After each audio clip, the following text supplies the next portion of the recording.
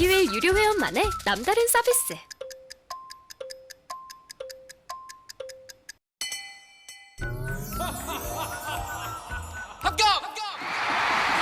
합격하고 돈도 받는 혜택. 오직 에듀윌 유료 회원에게만. 에듀윌. 무료 합격!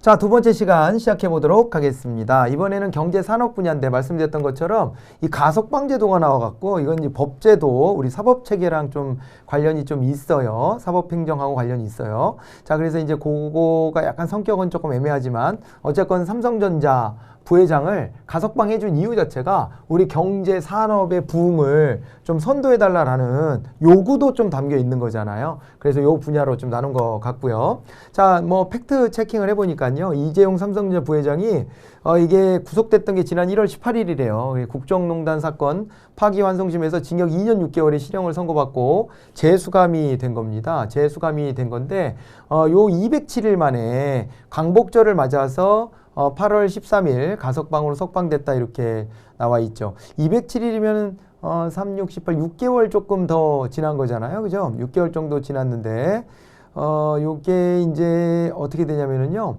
재수감되고 207일이니까 요게 사실은 그 전에 아마 구속됐던 게 있을 겁니다. 원래 가석방이라고 하는 것 자체가요.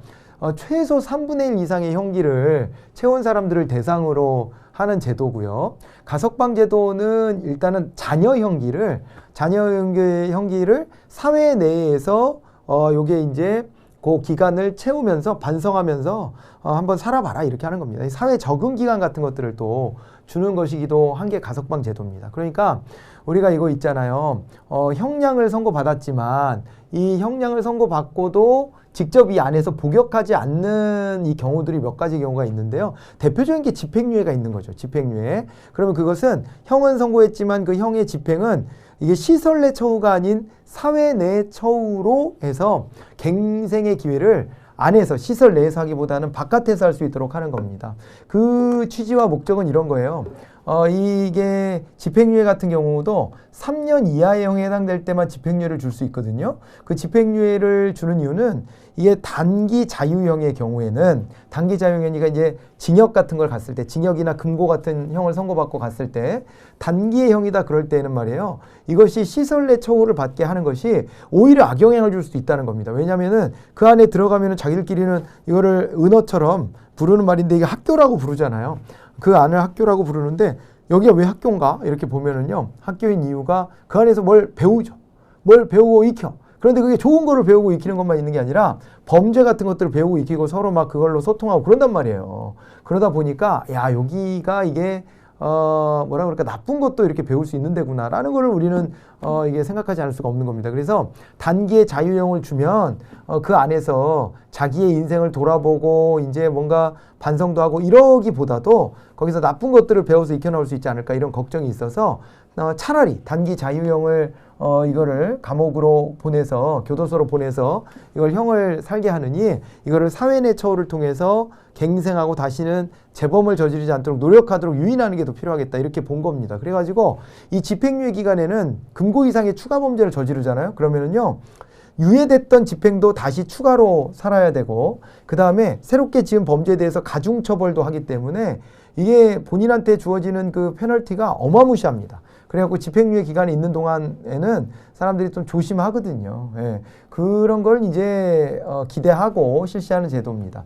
가석방 제도는요. 일단 실형 선고를 받고 교도소에 복역 중인 사람, 시설 내 처우를 받고 있는 사람이 이제 다 그 형기를 채우지 않았지만 자녀 형기를 사회 내 처우를 받으면서 요거를 또 채워나가 보도록 하는 이런 제도입니다. 그래서 말씀드렸던 것처럼 3분의 1 이상의 이제 형량을 채워야 된다 이런 거였는데 뭐 이제 그건 법적인 게 그렇고요. 일단은 이게 3분의 1 이상으로 되어 있지만 우리 형법상에 그렇게 또 나오고 하지만은 그것을 갖다가 있잖아요. 그것을 갖다가 이제 법무부가 이제 관장을 하거든요. 법무부가 관장할 때는 그거 좀 기준을 좀 이렇게 높여놓고 있는 거죠. 3분의 1 이상이다라고 하는 것은 뭐 최대치가 그렇다는 거고, 기본적으로는 이제 60% 이상을 채운 수감자가 가석방 대상이었다 이렇게 보는 겁니다. 그렇게 보는 건데, 이번 케이스는 말입니다. 형기가 이제 여기에 도달하지 못했다 손 치더라도 뭐 코로나 때문에 교도소 안도 바글바글 해가지고 뭐 또 그 안에 코로나 옮기도 하고 막 그랬었잖아요. 전에 보면 서울 그 어디에요? 동부구치소였나요? 여기에서 난리가 한번 나오고 그랬잖아요. 그래서 이제 이런 것들을 이제 감안하여 좀 이제 기준을 낮춰가지고 가석방을 해준다라는 거였고 그 안에 이제 이재용 삼성전자 부회장이 포함이 됐던 겁니다. 그래서 이거에 대한 논란이 막 좀 생겼죠. 논란이 생긴 것은 한쪽에서는 그래 그 안에서 이게 그 의미 없는 시간 보내게 하는 것보다는 밖으로 나와가지고 삼성전자 잘 운영하고 삼성그룹 잘 운영해서 그래서 이제 우리나라 뭐 고용 창출에 좀 기여하고 경제 성장에 좀 기여해라. 이렇게 해서 이제 찬성하는 국민들이 여론조사를 해보면은 반대하는 사람보다 좀 많게 나왔던 것이고요. 그런데 이제 반대하는 쪽 입장에서 보면은 법은 법이다. 그리고 특히나 이게 국정농단 사건 아니냐 지금. 근데 이렇게 국정농단 저지른 것을 봐준다라고 한다면은 이것이 시사하는 바가 커지지 않느냐. 그리고 또 이게 또 무전 유전 무죄라고 하는 국민의 법감 정도 건드리는 거 아니냐. 이렇게 해서 이 재벌 총수들 같은 경우에는 뭐 이렇게 죄를 저질러도 그거에 대해서 형량을 받는 것도 굉장히 약하고, 그리고 또 형량을 받아도 뭐 집행유예를 해준다든가 가석방을 해준다든가 사면을 해준다든가 이런 걸로 이제 그 안에 들어가 있는 것들을 다 이렇게 면해주게 되면은 이거는 법 질서, 법 감정에 맞지 않는다. 이런 이제 주장으로 맞서고 있는 것이죠. 그런 것인데요. 두 개의 논리가 다 있는 거죠. 두 개의 논리가 다 있고 두 개의 주장이 이제 부딪히는데 거기서 이제 개인들이 판단하는 겁니다. 국민의 한 사람으로서 우리나라의 사법제도가 어떻게 운영돼야 되는가에 대한 의견을 개진할 자유도 있는 거죠. 뭐 그런데 부딪히는데 어쨌건 이번 건은 좀 뭐 이제 코로나로 경제도 어려운데 좀 풀어주고 그 안에서 기여할 수 있게끔 해주자는 여론이 조금은 더 우세했던 것으로 이렇게 이제 알려지고 있습니다. 물론 그것도 여론조사할 때 여론조사 질문이 굉장히 드라이해야 되거든요. 그런데 이게 이제 여러 가지 앞에 좀 이렇게 뭘 좀 발라놨죠. 발라놔가지고 대답을 조금 더 이제 가석방을 찬성하는 쪽으로 많이 나오게끔 유도한 거 아니냐라고 하는 또 이제 비판도 있기도 해요. 그렇긴 한데 아무튼 간에 이런 것들을 이제 등에 업고 정부 입장에서도 풀어주는 쪽으로 이렇게 가닥을 잡은 겁니다. 요거를 요렇게 한번 해보죠. 우리가 이제요. 뭐 그런 거는 이제 이런 시사적인 이슈였고 그 안에 이제 우리가 상식을 또 뽑아내야 되잖아요. 상식을 뽑아내야 되는데 우리가 이제 형의 집행이다라고 하면은요. 형 집행은 크게 보면은 세 개의 단계로 이루어져 있어요. 자, 그래서 형 집행을 보면 요게 이제 요게 수사 단계가 있죠. 수사 단계가 있습니다. 수사 단계가 있고 그다음에 수사에서 그다음에 이제 요게 공판 과정이 있는 거죠. 그죠? 공판 과정이 있고 그다음이 이제 형 집행 과정이 있는 겁니다. 형 집행 과정이 있는데 각각의 단계마다 구속되어 있던 자가 구속을 면할 수 있는 방법들이 있어요. 그게 있는데 수사 과정에서 보자면은 이때는 있잖아요. 뭘 할 수 있냐면은 수사 과정에서는 자, 볼까요? 요때는요. 수사 중에는 이 구속적부 심사제도라는 게 있습니다. 만약에 구속이 됐다. 수사를 받고 있는 와중에 구속영장이 발부됐다 그러면 구속적부 심사 제도, 구속적부 심사를 받아볼 수 있는 거예요. 자, 받아볼 수 있고요. 그런데도 이제 뭐 구속적부 심사까지 해봤지만은 이제 풀려나지 못했다. 그럴 때는 공판으로 들어갔을 때 보석을 신청해서 나오는 방법이 있습니다. 보석제도가 있습니다. 보석제도. 그래서 요거는 이제 취지는 그런 겁니다. 우리가 이제 무죄 추정의 원칙이라는 게 있기 때문에 얘네들을 보면 무죄 추정이 있지 않습니까? 무죄 추정의 원칙이 있고 아직은 형이 확정된 것은 아니기 때문에 범죄가 있다 없다를 단언할 수 없기 때문에 무죄 추정의 원칙 속에서 보면은 이제 불구속 원칙이 있습니다. 불구속 수사와 그 다음에 불구속 재판. 불구속 재판을 받아야 된다. 이것이 원칙인 거예요. 그래가지고 이렇게 구속적부 심사제도나 보석제도를 운영하고요. 그 다음에 이제 형 집행에 관련해서는 여기는 이제 가석방이 있는 거죠. 각각의 주체도 좀 이제 달라지는데 수사다 그랬을 때는 수사의 주체는 누가 될까요? 수사의 주체다 그랬을 때는 수사의 주체는 여기는 이제 경찰하고요. 경찰하고 그 다음에 검찰이 있는 거죠. 검사가 있는 것이고 공판은 이거는 이제 법원에서 하는 거잖아요. 법원에서 하는 것이고, 그 다음에 형 집행은 요거는 이제 다시 검사가 이제 담당을 하게 되어 있어요. 그래서 이제 검사가 속해 있는 데가 어디예요?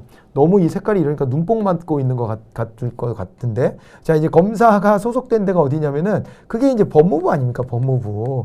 법무부여가지고 이 법무부에서 가석방 심사를 하게 돼 있는 겁니다. 이거는 이제 법원의 몫이 아니에요. 법무부 몫이다. 이렇게까지 봐두시면 될 것 같습니다. 모범적으로 이게 행장이 양호해야 되고 개전혜정이 뚜렷해야 됩니다. 그런 조건 속에서 임시로 석방한다. 자녀 연기를 사회에서 생활하는데 그러다 보니까 보호관찰 대상이에요. 보호관찰소라는 데가 있잖아요. 준법지원센터, 이 보호관찰소라는 데가 있는데 여기에서 이제 관리를 받아요. 관리를 받는데 그런데 이제 만약에 또 추가 범죄 저지르거나 이러면 자녀 형기를 사회 내 처우하도록 했던 것을 또 취소하게 되죠. 가석방이 취소되는 경우도 있습니다. 네, 그렇게 해가지고 가석방 제도를 이해하고 가시고요. 이재용 삼성전자 부회장과 관련해서 일단 가석방이 됐고, 그리고 이제 가석방이 된 다음에 또 다른 논란은 이런 겁니다. 가석방이 됐지만 지금 이거는 사면하고 좀 다른 거예요. 사면은 대통령이 사면권을 행사해가지고 클리어를 해주는 거거든요. 다 지워주는 겁니다. 이레이징 해주는 거야. 근데 이거는 이레이징은 아니에요. 이건 그대로 다 남아있는 겁니다. 지금도 시설 내 처우가 아닌 사회 내 처우만 받는다 뿐이지 죄를 짓고 그것에 대한 벌은 받아야 되는 기간인 거예요. 받고 있는 겁니다. 그걸 다 지워준 게 아니에요. 그러다 보니까 이제 관련되어서 이 취업 제한 규정 같은 게 있었거든요. 그래서 이게 이재용 부회장 같은 경우도 취업 제한에 걸려 있는 상태입니다. 그럼 이게 취지 자체가 코로나 이유도 있었지만은 한편으로는 또 이제 경영 일선에 복귀해서 요 이제 기업을 잘 이끌어주라는 취지 아닙니까? 경제 성장에 도움을 주라는 건데 취업 제한 규정이 있으면은요 복귀를 못 하는 거예요.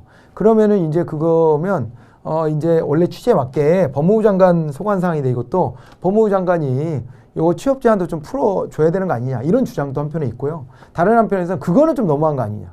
가석방식이나 해줬는데 또 거기다가 이 나름의 특권이라면 특권인데 이거를 갖다가 지금 이제 이거를 취업 제한까지 풀어준다는 것은 문제가 있지 않냐. 이런 주장이 또 2라운드죠. 이게 부딪히고 있습니다. 그래서 법무부 장관, 정부 쪽에서 어떤 선택을 할지는 좀 지켜봐야 될 그런 부분이에요. 제도들 이렇게 좀 알아두시고요. 자, 그 다음으로 넘어갑니다. 이제 경제산업스러운 얘기로 언제 돌아와 볼까요? 7월 수출액이 554억 달러를 돌파했답니다.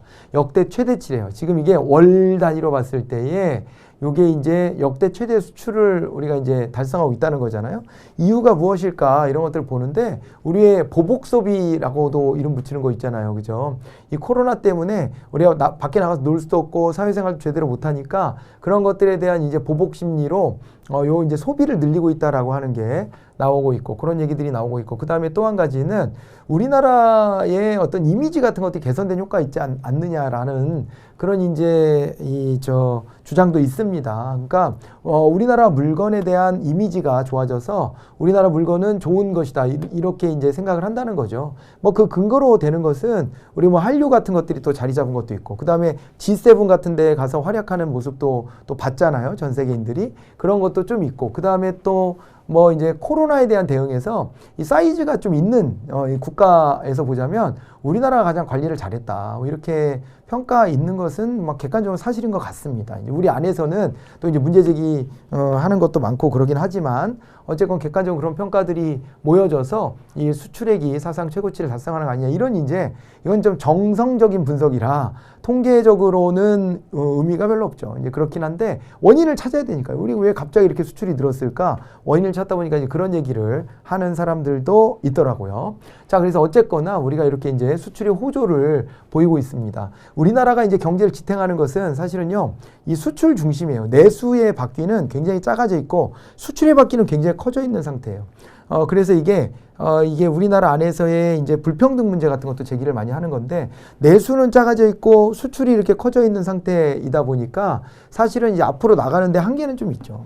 수출만 너무 커지면 그렇잖아요. 수레바퀴가 하나는 작고 하나는 되게 크다면 이게 이제 앞으로 쭉 진격해 나가겠습니까? 이거를 앞으로 밀면은 이렇게 큰 원을 그리고 있겠죠. 앞으로 잘 못 나가는 이런 한계는 있습니다. 그래서 안으로는 이제 분배의 형평성도 많이 좀 확보를 해야 된다. 그리고 내수를 진작하기 위한 노력을 해야 된다. 뭐 이런 부분들이 과제로 남아 있습니다. 문재인 정부에서도 소득주도 성장을 하겠다고 내세웠던 게 바로 이런 고민에서 출발한 것이거든요.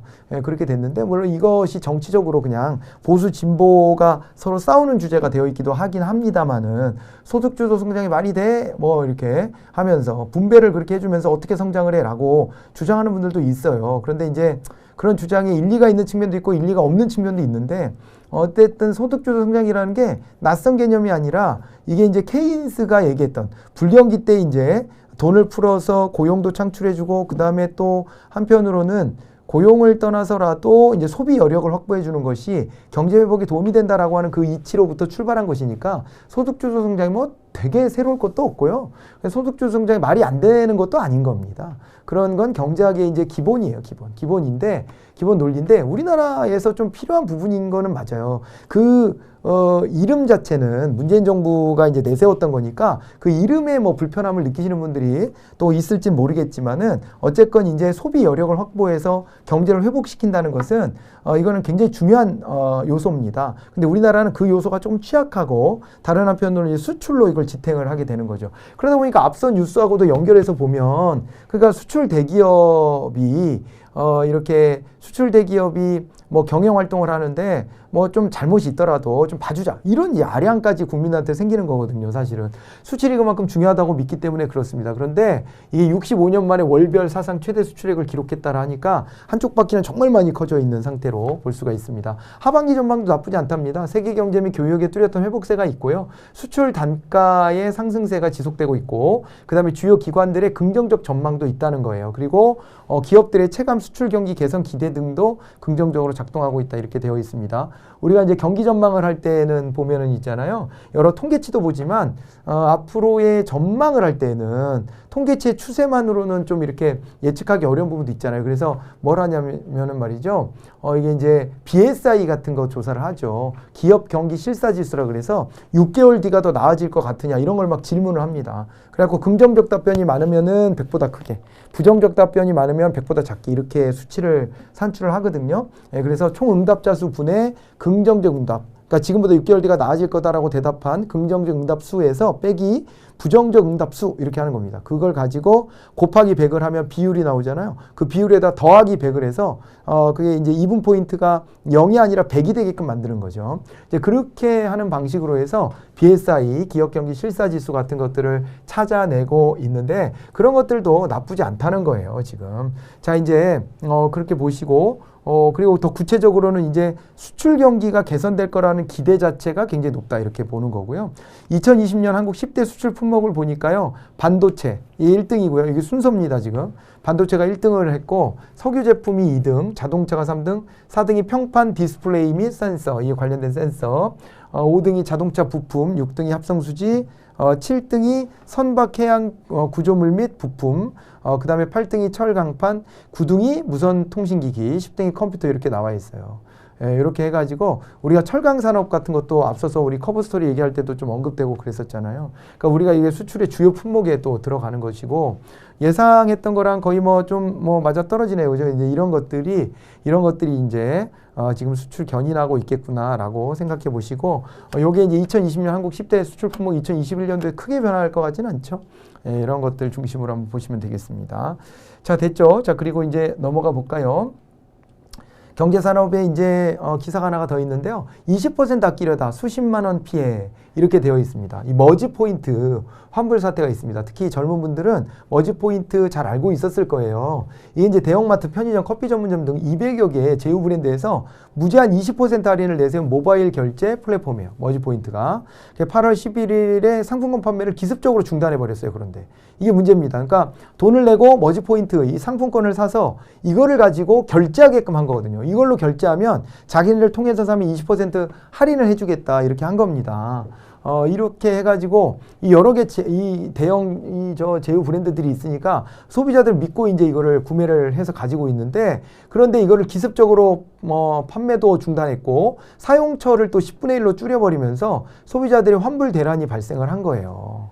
이게 그렇게 됐고요. 환불을 할 때에도 이거 보면요. 미사용분의 머지머니는 90%만 환불해 준다고 통보가 됐기 때문에 또 손해지 않습니까? 그래서 이게 화가 나니까 어떻게 하냐면 몇 개 남아있는 사용처들 10분의 1로 줄었다고는 했지만 몇 개 남아있는 사용처에 몰려가가지고 거기서 막 구매를 하는 거예요. 그래서 거기에 자영업자 같은 분들 많이 들어가 있는데 이런 분들이 이제 이게 웬 돈벼락이냐 해가지고 갑자기 매출이 좋아졌다. 그리고 신나서 이걸 막 팔았는데 나중에 알고 봤더니 이게 머지 포인트로 이렇게 산 게 이 머지 포인트 더 이상 쓸 데가 없으니까 자기네 필요한 게 있으면요 그걸 무대기로 막 사버린 겁니다. 이렇게 해가지고요 자영업자들도 이제 헐 된 거죠. 헐. 왜 그러냐면은 이게 나중에 가서 이거를 그러면 이 기업에게 실제로 이거를 현금화 해달라고 했을 때 현금 받을 수 있을까에 대한 문제가 있는 거죠, 지금 이게. 그러니까 머지 포인트로 받았으니까 이걸 가지고 어떻게 된 거예요? 요 상품권을 받았으니까 현금화를 해야 될 거 아닙니까?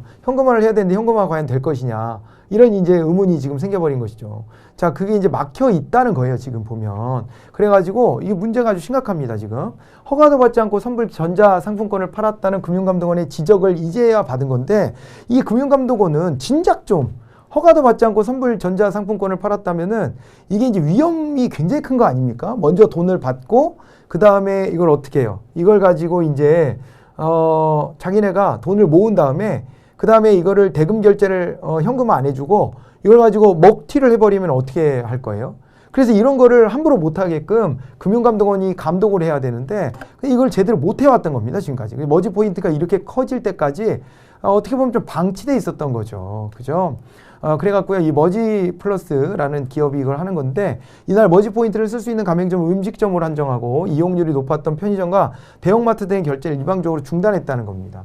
일부 피해자들은 뚜렷한 수익 구조가 보이지 않는 머지 포인트가 이제 신규 고객의 돈으로 돌려먹기를 하는 폰지 사기 방식으로 운영된 것 아니냐는 의혹까지 제기하고 있는 형국이에요. 근데 폰지 사기의 양상은 아니다. 이렇게 이제 전문가들이 분석은 하더라고요. 폰지 사기 같지는 않다라고 하긴 하는데, 그런데 이제 이게 이제 그 다음 사업 모델로 가기 전에 이게 이제 구멍이 나버린 것이죠. 이게 많은 고객들을 모아서 뭐 대부분의 이 플랫폼 사업들이 다 그런 기반을 갖는 거잖아요. 그러니까 사람들 이 안에서 많이 모아서 이 안에서 뭔가 수익을 창출할 수 있는 것들을 이제 만들어 내려고 했을 텐데 이제 그 단계까지 가지 못하고 주저앉아 버린 상황입니다. 현행 전자금융거래법은 2개 이상 업종에 사용할 수 있는 전자상품권을 발행하려면 금융위원회 전자금융사업자로 등록하게 되어 있어요. 그런데 머지플러스는 미등록 상태에서 영업을 해왔기 때문에 금융당국이 이를 몇 년 동안 묵인한 것은 관리태만이라는 지적을 받기에 충분한 것이죠. 이렇게 되어 있고요. 머지플러스 측은 법적인 절차 문제를 해소해서 정식으로 전자금융업 등록을 마치겠다. 그리고 올해 4분기까지 정상 영업을 재개하겠다 이렇게 된 겁니다. 주저앉게 된 게 이 규제를 받게 되니까 거기에서 이제 주저앉았다는 건데 지금까지 규제 대상인데 안 받았던 게 참 이게 웃기지도 않은 거예요. 그리고 이제 소비자들만 피해를 보게 돼 있는 거 아닙니까? 자영업자들하고. 이 문제가 좀 이렇게 생겨버린 상황입니다. 일부에서 제기하는 폰지 사지 의혹은 사실이 아니라고 밝히고 있고요. KB국민카드와 협업해서 이 PLCC 발급을 좀 하려고 한다는 거예요. 이게 진행되면 부가 수입을 올릴 수 있어서 우리가 이제 버틸 수 있다 이렇게 주장을 하고 있다는 건데 PLCC라고 하는 게 뭐냐면 특정 기업에 특화된 혜택을 제공하는 신용카드를 말하는 거죠. 그래서 여기 회사 이름이 붙어있는 신용카드들이 있잖아요. 신용카드사들이 발행하는 것 중에. 신용카드사와 유통업체의 협업을 통해서 실제 혜택을 쓸 수 있는 유통업체 자체 브랜드를 사용하는 카드고요.